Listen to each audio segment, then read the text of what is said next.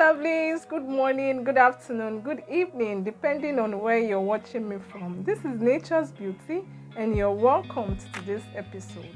Today's episode is going to be centered on my previous video on how to know your hair porosity, but I'm going to be concentrating more on the high porosity hair type.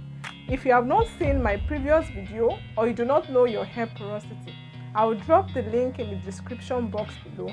So do well to refer to it, watch that video first, and then come back to join this episode.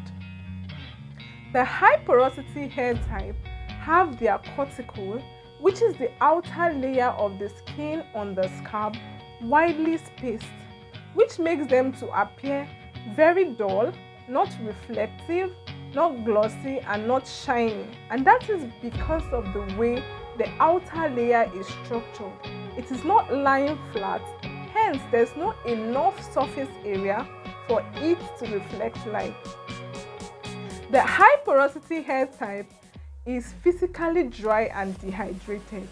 One would think that since their cuticle is widely spaced and it is easier for them to absorb product, why then is it that they do not retain moisture?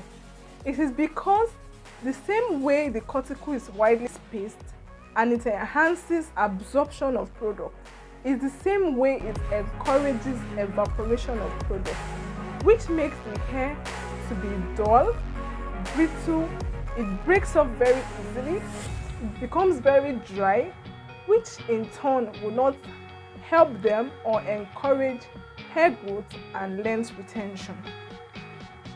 You will also agree with me that if your hair is well moisturized, then it is easier for you to grow healthy hair and then retain length in return.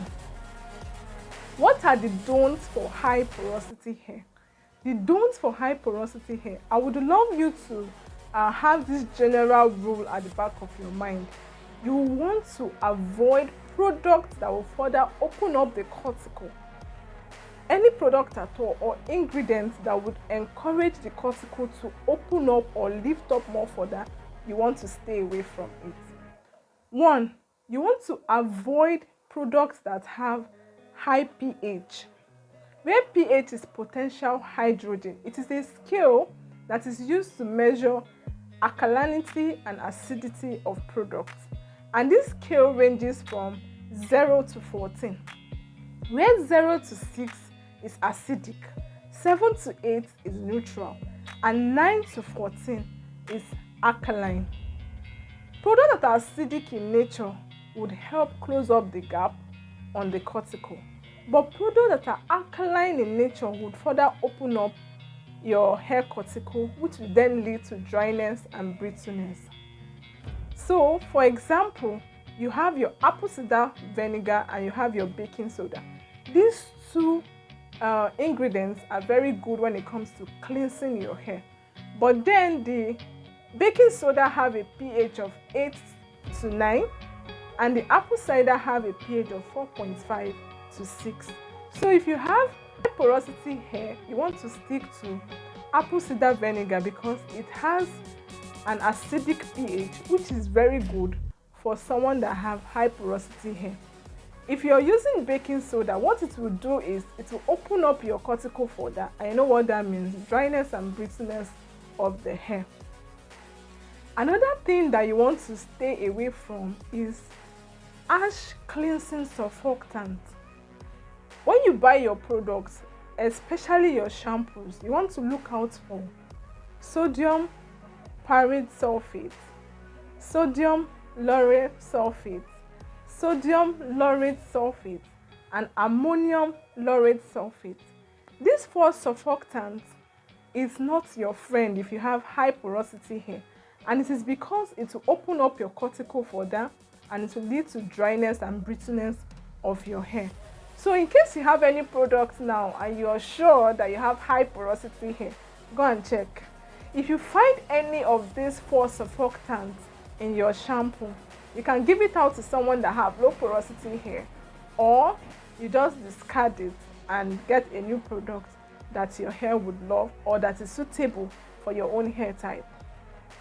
Another thing you want to stay away from as someone that have high porosity hair is chemicals, be it temporal dye or permanent dye, relaxers. All these things will only open up your cuticles and allow for evaporation of moisture and products, which will then make your hair dry and brittle. So what are the do's? What are the things that you should do as someone that have high porosity hair? The general rule for the do's is that you want to buy products that will bind to the gap on the cuticle, thereby allowing you to retain length. For example, you want to start using fatty alcohols, oils and butters that are heavy. They are your friends. Buy them and use them again to bind all those gaps in your cuticle and help you retain hair length. Thank you for watching this video, and I'm also very grateful for those that have subscribed to my YouTube channel. I love you all. I can't thank you enough. And if you have not subscribed, please subscribe to my YouTube channel and don't forget to turn on the bell notification so you'll be the first to know when I drop a video. Bye.